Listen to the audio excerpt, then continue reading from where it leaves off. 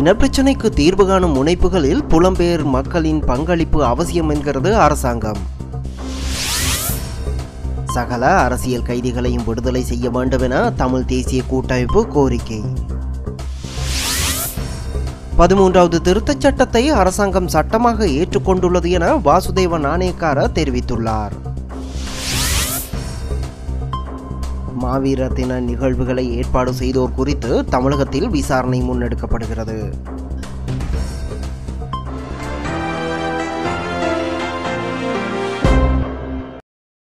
இனி விரிவான செய்திகள். தேசிய இனப்பிரச்சினைக்காக தீர்வு காணும் முனைப்புகளில் புலம்பெயர் தமிழ் மக்களின் பங்களிப்பு அவசியமானது என அரசாங்கம் தெரிவித்துள்ளது. இனப்பிரச்சினைக்கு தீர்வு காணும் நோக்கில் உருவாக்கப்பட்டுள்ள பாராளுமன்ற தெரிவுக்குழுவில் தமிழ் அரசியல் கட்சிகள் பங்களிக்க வேண்டுமென புலம்பெயர் தமிழர்கள் வலியுறுத்த வேண்டுமென பிரதி பொருளாதார அபிவிருத்தி அமைச்சர் மஹிந்த யாப்பா அபேவர்தன தெரிவித்துள்ளார். சுற்றுலா பயணிகள் இலங்கைக்கு செல்லக்கூடாது என பிரசாரம் செய்வதால் நன்மை ஏற்படாது எனவும் இதனால் பிரிவினைவாதமே வலுப்பெறும் எனவும் அவர் சுட்டிக்காட்டியுள்ளார். வடக்கில் பாரிய அளவில் அபிவிருத்தி திட்டங்கள் முன்னெடுக்கப்பட்டு வருவதாகவும் அவர் குறிப்பிட்டுள்ளார். தமிழ் அரசியல் கட்சிகள் பாராளுமன்ற தெரிவுக்குழுவில் இணைந்து கொள்வதன் மூலம் பிரச்சினைகளுக்கு தீர்வு வழங்க முடியும் என அவர் தெரிவித்துள்ளார்.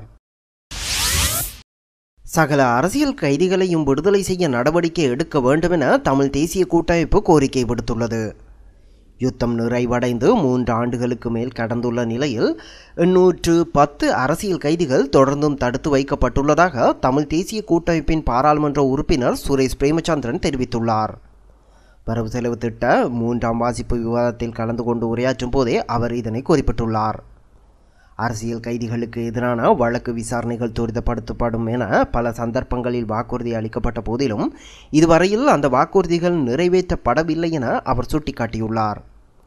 கைது செய்யப்பட்டு தடுத்து வைக்கப்பட்டுள்ளவர்களில் பலர் சிறிய குற்றச் செயல்களில் ஈடுபட்டவர்கள் என அவர் தெரிவித்துள்ளார். பிரதி அமைச்சர், மாகாண முதலமைச்சர் போன்ற பதவிகளை புலிகளின் சிரேஷ்ட உறுப்பினர்கள் வகித்தும் வருகின்றனர் என அவர் தெரிவித்துள்ளார்.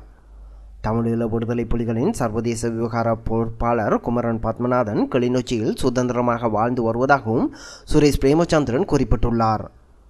தமிழீழ விடுதலை புலி உறுப்பினர்களுக்கு தண்ணீர் வழங்கியமை உள்ளிட்ட சிறு குற்றச் செயல்களில் ஈடுபட்ட பலரே நீண்ட காலமாக தடுத்து வைக்கப்பட்டுள்ளனர் எனவும் அவர் சுட்டிக்காட்டியுள்ளார். விசாரணைகளுக்கு அழைத்துச் செல்லப்படும் போதும் விசாரணைகளின் பின்னரும் கைதிகள் நிர்வாணப்படுத்தப்பட்டு சோதனையிடப்படுவதாகவும் அவர் குறிப்பிட்டுள்ளார். மனிதாபிமான அடிப்படையில் கைதிகள் நடத்தப்பட வேண்டும் என அவர் வலியுறுத்தியுள்ளார். இதேவேளை நாட்டில் தற்போது 318 அரசியல் கைதிகளை தடுத்து வைக்கப்பட்டுள்ளதாகவும் ஆரம்பத்தில் இந்த எண்ணிக்கை 1600ஆக காணப்பட்டதாகவும் சிறைச்சாலைகள் மறுசீரமைப்பு அமைச்சர் சந்திரசிறி கஜதீர சுட்டிக்காட்டியுள்ளார். தடுத்து வைக்கப்பட்டுள்ள பல அரசியல் கைதிகள் புனர்வாழ்வு அளிக்கப்பட்டு விடுதலை செய்யப்பட்டுள்ளதாகவும் அவர் குறிப்பிட்டுள்ளார். 13வது திருத்தச் சட்டத்தை அரசாங்கம் சட்டமாக ஏற்றுக்கொண்டுள்ளது என தேசிய மொழிகள் அமைச்சர் வாசுதேவ நாணயக்கார தெரிவித்துள்ளார்.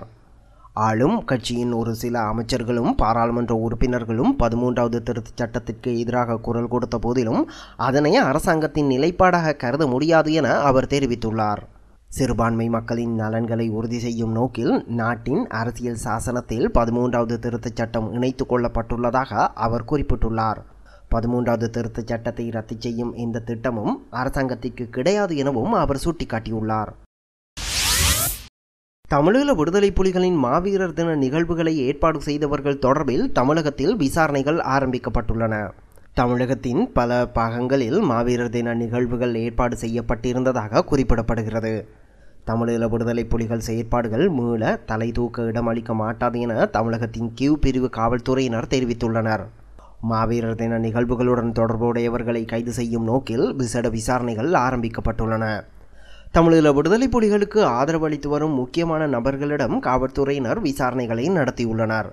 இந்தியாவிலிருந்தும் வெளிநாடுகளிலிருந்தும் மாவீரர் தின பிரசார நடவடிக்கைகளுக்கு பணம் வழங்கப்பட்டுள்ளதாக தெரிவிக்கப்படுகிறது. பிரதம நீதியரசர் சிராணி பண்டாரநாயக்கவிற்கு மரியாதை அளிக்க வேண்டாம் என காவல்துறையினருக்கு அரசாங்கம் உத்தரவிட்டதாக தமிழ் தேசிய கூட்டமைப்பின் பாராளுமன்ற உறுப்பினர் எம்.ஏ. சுமந்திரன் தெரிவித்துள்ளார். நம்பிக்கையில்லா தீர்மானம் தொடர்பிலான பாராளுமன்ற தெரிவுக்குழு விசாரணைகளில் ஆஜராகிய போது காவல்துறையினர் பிரதம நீதியரசருக்கு மரியாதை அளிக்க தவறியதாக குறிப்பிட்டுள்ளார். வரவு செலவு திட்ட குழு நிலை விவாதத்தில் கலந்து கொண்டு உரையாற்றும் போதே அவர் இதனை தெரிவித்துள்ளார். பிரதம நீதியரசர் பாராளுமன்றத்திற்கு சமூகம் அளித்த போது காவல்துறையினர் மரியாதை செலுத்தவில்லை என அவர் சுட்டிக்காட்டியுள்ளார். அரசாங்கத்திற்கு தேவையானவற்றை நீதிமன்றம் செய்ய தவறிய காரணத்தால் இவ்வாறு அழுத்தங்கள் பிரயோகிக்கப்பட்டு வருவதாகவும் எம்.ஏ. சுமந்திரன் எம்பி குற்றஞ்சாட்டியுள்ளார்.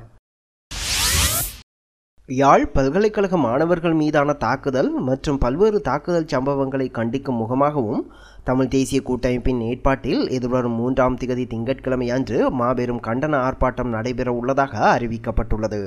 கடந்த 27ஆம் திகதி செவ்வாய்க்கிழமை அன்று பல்கலைக்கழக மாணவர்கள் மீது தாக்குதல் நடத்தியமை, பல்கலைக்கழக விடுதிக்குள்ள அத்துமீறி நுழைந்து தாக்குதல் நடத்தியமை மற்றும் மேற்படி சம்பவங்களை கண்டித்து 28ஆம் திகதி புதன்கிழமை அன்று யாழ் பல்கலைக்கழகத்தில் அமைதியான முறையில் ஆர்ப்பாட்டம் செய்த யாழ் பல்கலைக்கழக மாணவர்கள் மீது பாதுகாப்பு படையினரும் காவல்துறையினரும் கோரமான முறையில் தாக்கியதை கண்டிக்கும் முகமாகவும் யாழ் மாவட்ட பாராளுமன்ற உறுப்பினர் இ. சரவணபவன் தாக்கப்பட்டதையும் காரைநகர் பிரதேச சபை தலைவர் வி. ஆணைமுகன் வீடு எரிக்கப்பட்டமை ஆகிய சம்பவங்களை கண்டிக்கும் முகமாகவும் எதிர்வரும் 3ஆம் திகதி திங்கட்கிழமை முற்பகல் 10 மணியளவில் நல்லூர் கந்தசுவாமி கோவில் அருகில் தமிழ் தேசிய கூட்டமைப்பு சார்பில் மாபெரும் கண்டன ஆர்ப்பாட்டம் நடைபெறவுள்ளது. இந்த போராட்டத்திற்கு ஜனநாயக விரும்பிகள் அனைவரும் இனத்துவம் கடந்து சகோதரத்துவ முறையில் பங்கு கொண்டு எமது ஜனநாயக உரிமை குரலுக்கு வலு சேர்க்குமாறு அன்பு உரிமையுடன் அழைக்கிறோம் என தமிழ் தேசிய கூட்டமைப்பின் சார்பில் ஊடகங்களுக்கு வெளியிடப்பட்டுள்ள அறிக்கையில் குறிப்பிடப்பட்டுள்ளது. யாழ்ப்பாண பல்கலைக்கழகத்திற்குள் மீண்டும் விடுதலை புலிகளின் குழுக்கள் தோன்றியிருப்பதாக புலனாய்வு பிரிவினர் கண்டறிந்துள்ளனர் என திவையின செய்தி வெளியிட்டுள்ளது. கடந்த 27ஆம் திகதி பல்கலைக்கழகத்தின் பாலசிங்கம் மற்றும் ஆனந்த குமாரசாமி ஆகிய விடுதிகளில் புலிகளின் தலைவர் பிரபாகரனின் பிறந்த தினத்தை கொண்டாடும் துண்டு பிரசுரங்கள் விநியோகிக்கப்பட்டிருந்ததாக புலனாய்வு பிரிவினர் மேற்கொண்ட விசாரணைகளிலிருந்து தெரிய வந்துள்ளது. இராணுவ புலனாய்வு பிரிவினர் குறித்த விடுதிகளை சோதனையிட்ட சந்தர்ப்பத்தில் தமிழ் தேசிய கூட்டமைப்பின் நாடாளுமன்ற உறுப்பினர் ஒருவர் மற்றும் புலிகளுடன் தொடர்புடைய இணையதளங்களுக்கு தகவல்களை வழங்கும் நபர்கள் இராணுவ விசாரணைகளை நிறுத்த முயற்சித்துள்ளனர். அங்கு நடந்த சகல சம்பவங்களையும் யாழ் பல்கலைக்கழகத்தில் உள்ள கணனி மூலம் புலிகளின் அணியொன்று வெளிநாடுகளுக்கு அனுப்பி வைத்துள்ளதாக திவைன அந்த செய்தியில் மேலும் கூறியுள்ளது. பிரதம நீதியரசர் சிராணி பண்டாரநாயக்கவிற்கு எதிரான நம்பிக்கையில்லா தீர்மானத்தை வாபஸ் பெற்றுக் கொள்ளுமாறு ஜனாதிபதி மஹிந்த ராஜபக்சவிடம் நாட்டின் பிரதான பௌத்த மத தலைவர்கள் கோரிக்கை விடுத்துள்ளனர். நாட்டின் மிக முக்கியமான பௌத்த பீடங்களைச் சேர்ந்த மாநாயக்க தேரர்கள் கூட்டாக இணைந்து இந்த கோரிக்கையை விடுத்துள்ளனர். அஸ்கிரியம், அல்வத்து, ராமன்னிக்காய மற்றும் அமரபுர ஆகிய 4 முக்கிய பீடங்களினதும் மிக முக்கியமான பௌத்த மாநாயக்க தேரர்கள் எழுத்து மூலம் இந்த கோரிக்கையை முன்வைத்துள்ளனர். நாட்டின் நீதித்துறை மீது மக்களுக்கு நம்பிக்கையினம் ஏற்படக்கூடிய அபாய நிலை காணப்பட்டுள்ளதாக அவர்கள் தெரிவித்துள்ளனர். தற்போது சமூகத்தில் கொலை, கொள்ளை, பாலியல் வன்முறை, கடத்தல், கப்பம் கோரல் என பல்வேறு குற்றச்செயல்கள் நிரம்பியுள்ளதை ஊடகங்களின் மூலம் அறிந்து கொள்ள முடிவதாகவும் அவர்கள் குறிப்பிட்டுள்ளனர். பௌத்த மத விழுமியங்களுக்கு அமைவாக குரோத மற்றும் பழிவாங்கும் எண்ணங்களை விடுத்து சகோதரத்துவத்துடன் கூடிய தீர்மானங்களை எடுக்க வேண்டுமென மாநாயக்க தேரர்கள் ஜனாதிபதியிடம் கோரியுள்ளனர். நல்லொழுக்கம், அறவழி போன்ற காரணிகளில் இலங்கை உலக அளவில் பிரசித்தி பெற்று திகழ்வதாகவும் இந்த நிலைமைகளில் மாற்றம் ஏற்படும் வகையில் நடவடிக்கைகள் எடுக்கப்படக்கூடாது எனவும் பௌத்த மத தலைவர்கள் வலியுறுத்தியுள்ளனர். இலங்கைக்கு விஜயம் செய்யும் வெளிநாட்டு சுற்றுலா பயணிகளால் நாட்டின் சுகாதாரத்திற்கு சவால் ஏற்பட்டுள்ளதாக சுகாதார அமைச்சர் மைத்திரிபால சிறிசேன தெரிவித்துள்ளார். இலங்கைக்கு வரும் சுற்றுலா பயணிகளால் பல்வேறு தொற்று நோய்கள் பரவுவதற்காக ஏது நிலைகள் காணப்படுவதாகவும் அவர் சுட்டிக்காட்டியுள்ளார். கொழும்பில் நேற்று இடம்பெற்ற நிகழ்வொன்றில் கலந்து கொண்டு உரையாற்றும் போதே அமைச்சர் இதனை தெரிவித்துள்ளார். யுத்தம் நிறைவடைந்த நிலையில் இலங்கைக்கு வரும் சுற்றுலா பயணிகளின் எண்ணிக்கை அதிகரித்துள்ளதாக அவர் தெரிவித்துள்ளார். கடந்த கால அனுபவங்களின்படி இலங்கை வரும் சுற்றுலா பயணிகளால் சயரோகம், மலேரியா, டெங்கு மற்றும் HIV எய்ட்ஸ் போன்ற நோய்கள் தொற்றுவதாக அமைச்சர் தெரிவித்துள்ளார்.